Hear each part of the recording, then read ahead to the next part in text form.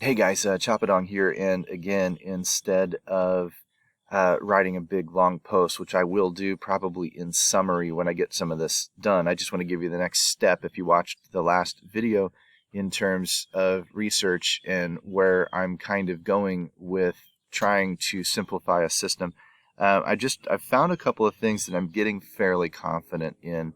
One is chasing the quarters, chasing the nickels, chasing those big GPPs, while fun and while lotto ticket style. Man, again, as I've said for months and months and months, you have to win a few. If you don't win a few, they are long-term losers.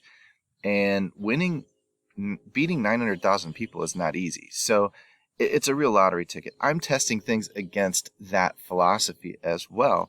And what I'm finding on DraftKings anyway, we'll find the equivalent. I think the equivalent on FanDuel is going to be those 100-man leagues, but the equivalent, the tournament on DraftKings are those micro boosters.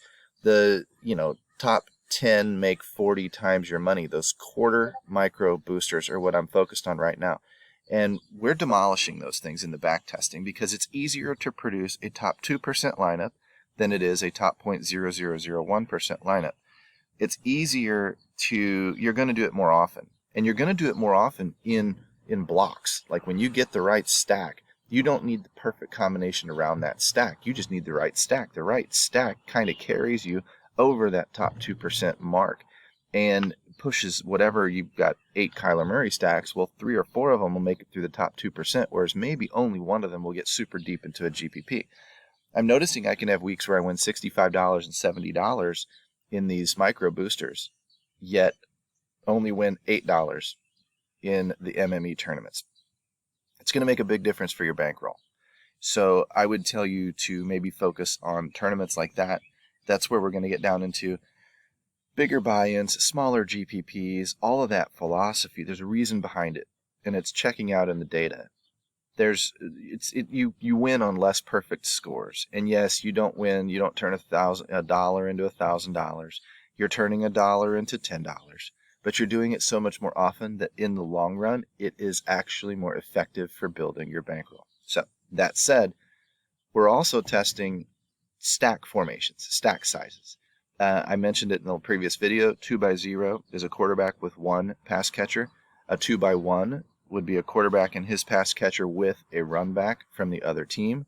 And then a 3x0 is a quarterback with 2 pass catchers. And a 3x1 is quarterback and 2 pass catchers with a run back. So in talking in those terms, we don't need to go overboard when we're only building top 2% lineups. This gets into the hybrid building. This gets into ladder lineups. This gets into this whole philosophy of we can play a little closer to the vest. We can aim for the top projected stacks. We can aim for the top owned stacks. We don't need to get cute. We don't need to get creative. We don't need to use a ton of leverage. We don't need those things in order to win. So what we're doing is we're staying very close to the vest. I'm using the Millie Maker criteria, which is close spreads, less than 7 points, high totals over about 47 points, focusing on the favored team. So if I've got a 3-point spread between Buffalo and Arizona, and its total is 48.5 points, then I'm focused on the Buffalo side. I'm giving them a boost in the projections, but I'm definitely including the Arizona side as well because that game is being indicated as a potential shootout. If I find a 10-point spread and a 47-point total, I may include it, but I would be only focused on the favored quarterback stack. In that case, I'm not worried about the underdog. I'm not even including them in what I do. That would be like a Baltimore is a 12-point favorite, or this week Cleveland is a 12.5-point favorite. I'm only worried about Cleveland. I don't care who they're playing. The trick there is you have to pay attention to the actual offense. Is it a throwing offense, or does it have a beast like a Nick Chubb or a Derrick Henry or something like that in it that doesn't catch a lot of passes? So I might not include like a Cleveland this week. I wouldn't include a Lamar Jackson. He just doesn't have good stacking partners usually. So I'm not so worried about him in a scenario like that. I'm focused more on those shootout type games, the games where we have a quarterback that uses multiple pass catching receivers and spreads the ball around. Tampa Bay is a great example. 12.5-point favorites still be using Tom Brady this week because they don't have a strong running game. He has to throw the ball quite a bit. And so therefore, if he's going to score a bunch of points, We want him in our lineup. So you have to use a little bit of judicious, common sense as you're thinking through which teams you want to include. But you're basically targeting high total teams in close spreads, teams that are going to have to work both sides of the ball, because that's where the run back really tends to pay off. And what I've discovered through 11 weeks of 2020, this takes time, but through 11 weeks of 2020, we've had, 5 or 6 bad weeks. We've had 2 or 3 good weeks. That's typical.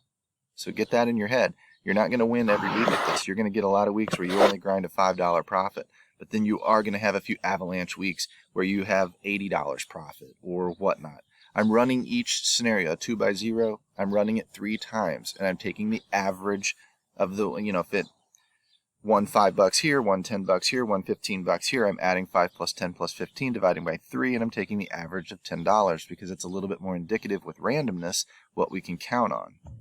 But here's what we're doing. The 2x0 right now through 11 weeks, the 2x0 is up $83 in quarters. The 2x1 is up $106. The 3x0 is up $194, and the 3x1 is up $184. Those are big numbers. And that is a good grind for anyone playing, 100 quarters a week. If you play 100 quarters a week and you go 11 weeks in and you're up a couple $100, you've done well. The indicator here is that the 3x0 and even the 3x1 work better. The 3-man stack, quarterback and 2 pass catchers, is going to prove probably most effective for tournament scenarios. Okay? You may go 2x0, 2x1 in a cash game scenario. But in a tournament scenario, you want to go 3x0, 3x1. You want to get that second pass catcher, because in the games that do go high scoring, you want multiple weapons. You want as many weapons as you can get on the table. That's the key. But we're finding that a lot of these weeks, we don't need the run back. I am stacking running backs across the board. I'm not paying attention to Derrick Henry and Nick Chubb. If I use Tennessee, I'm including Derrick Henry in the stack. And I'm finding a couple of weeks where that really matters because, Tannehill had an okay game and Derrick Henry went off, and that helps the stack. So I'm including both. I'm not worried about eliminating that. I'm including both running back in the team stack with the quarterback and the run back in the opposing stack. And it's working. We're including the same defense. If I get a big stack where I've got the quarterback and 2 pass catchers and it gives me his defense, I'm using it. And it's working. It's not working all the time. Some games you're going to say, I just want 2 guys. It's going to give you 4. That's okay too. Some games it's going to limit it down to just a little bit. And you're going to find weeks where it's really spread out and a lot of non-stacking stuff wins. But you're going to find weeks where a lot of the big stacking stuff wins as well. And the idea is to make 100-ish lineups and push as many of them through that top 2% as you can, because that's when you hit the booster.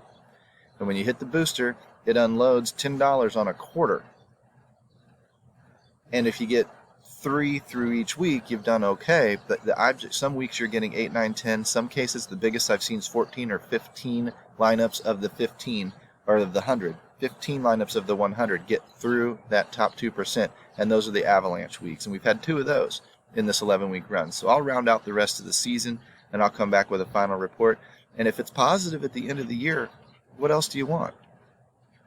Even if you're positive $7, who cares? You won money. But these are hopefully showing signs that it might be positive by $100 to $200 or so. And as the year goes on, maybe it gets up towards $300. That would be a good year for most of us. We'd be very, very happy. We will have some very frustrating weeks along the way. But if we don't leave the system, I'm finding that if you try to predict the 2x0 or the 3x1, you're going to fall on your face. If you pick a 2x0, run it all year long. If you pick, or run 50 lineups at 2x0 and 50 lineups at 3x0, whatever. But pick something and just plant your flag in the ground and stay with it all year long. Let the good weeks and the bad weeks come and go. And at the end of the season, you just might find yourself positive.